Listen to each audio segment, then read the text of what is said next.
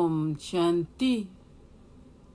31/12/2024 காலை முரளி. ஓம் சாந்தி. பாப் தாதா, மதுவனம். சாராம்சம். இனிய குழந்தைகளே, தந்தை உங்களுக்கு தினமும் கற்பிக்கின்ற கல்வியை ஒருபோதும் மறந்து விடாதீர்கள். இக்கல்வியை கற்பதனால் மாத்திரமே உங்களுக்குள் உள்ள சந்தேகங்கள் அகற்றப்படும். கேள்வி: தந்தையின் இதயத்தை வெல்வதற்கான வழி என்ன? பதில்: தந்தையின் இதயத்தை வெல்வதற்கு சங்கமயுகம் இருக்கும் வரை அவரிடம் ஒருபோதும் எதனையும் மறைக்காதீர்கள். உங்கள் நடத்தையில் முழு கவனம் செலுத்துங்கள். நீங்கள் ஏதாவது பாவச் செயல்களை செய்தால் அழிவற்ற சத்திர சிகிச்சை நிபுணரிடம் கூறுங்கள். அப்பொழுது நீங்கள் இலேசானவர் ஆகுவீர்கள்.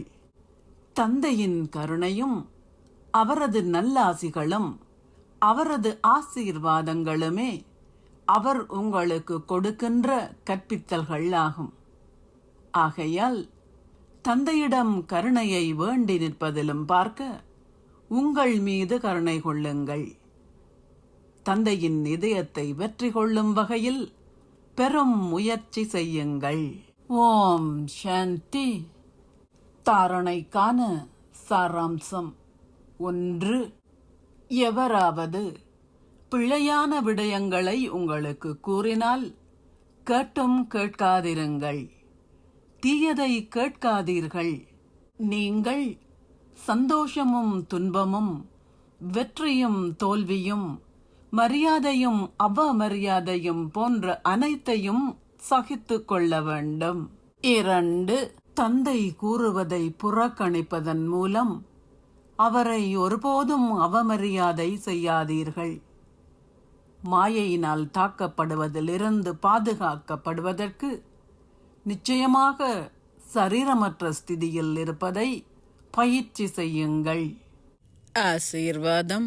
நீங்கள் எல்லோரையும் மன்னித்து அவர்களுக்கு அன்பை கொடுப்பதன் மூலம் ஒரு மாஸ்டர் அருள்பவராகி தந்தையைப் போல் கருணை நிறைந்தவர் ஆகுவீர்களாக. தந்தை கருணை நிறைந்தவர் என அழைக்கப்படுவதைப் போல் குழந்தைகளான நீங்களும் மாஸ்டர் கருணை நிறைந்தவர்கள் ஆவீர்கள். கருணை நிறைந்தவர்களால் மட்டுமே மற்றவர்களுக்கு நன்மை செய்ய முடியும். அத்துடன் தமக்கு தீங்கு விளைவிப்பவர்களையும் மன்னிக்க முடியும். அவர்கள் மாஸ்டர் அன்பு கடல்கள். அவர்களிடம் அன்பை தவிர வேறெதுவும் கிடையாது.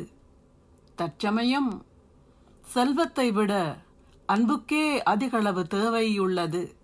ஆகவே மாஸ்டர் அருள்பவர்களாகி தொடர்ந்தும் எல்லோருக்கும் அன்பை கொடுங்கள். எவரும் வெறுங்கையுடன் திரும்பிச் செல்லக்கூடாது. ஸ்லோகம். தீவிர முயற்சியாளர் ஆகுகின்ற ஆசை உங்களிடம் இருக்கும்போது எங்கே ஆசை உள்ளதோ அங்கே நிச்சயமாக ஒரு வழி பிறக்கும். ஓம் சாந்தி. நன்றிகள் பாபா.